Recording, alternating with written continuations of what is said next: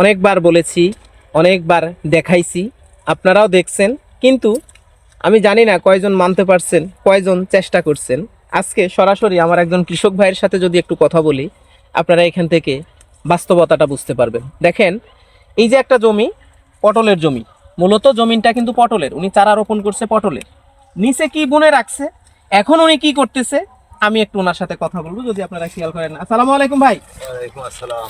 ভাই কি করতেছেন? এই পালং শাক মারছে। এটা তো আপনার পটলের জমি মনে হয়। জি। তো এইখানে আপনি পালন বুনছেন কেন? এই নিচে জমিটা পড়ে থাকবে বলে এই জন্য দিলাম যে বুনিয়াদি দিয়ে দীর্ঘ সময় পড়ে থাকতেছে, এর জন্যই আপনি এই শাকটা বুনছেন। জি। এটা কতটুকু জমি আপনার? 10 শতক। 10% জমি। এই জমিন থেকে আপনি কেমন শাক বিক্রি করবেন আশা করতেছেন? অনেকদিন থেকেই তো বিক্রি করতেছেন দেখতেছি। খারাপ না, ভালোই বেচা কিনা করছি। তাও একটা আইডিয়া, 1000 টাকা বেচা কিনা করেছি। 4,000 টাকা অলরেডি বিক্রি করে ফেলছে। আশা করি আরো যা আছে মোটামুটি আরো 5-6 হাজার টাকা উনি বিক্রি করতে পারবেন। তো দেখেন, এই যে এখন এত সুন্দর করে উনি এই পাশে আবার যদি বলি একটু পেঁয়াজ রোপণ করে রাখছে।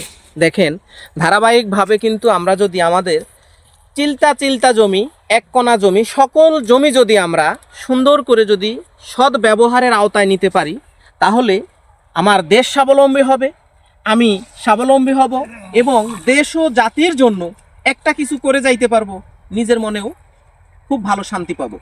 ধন্যবাদ।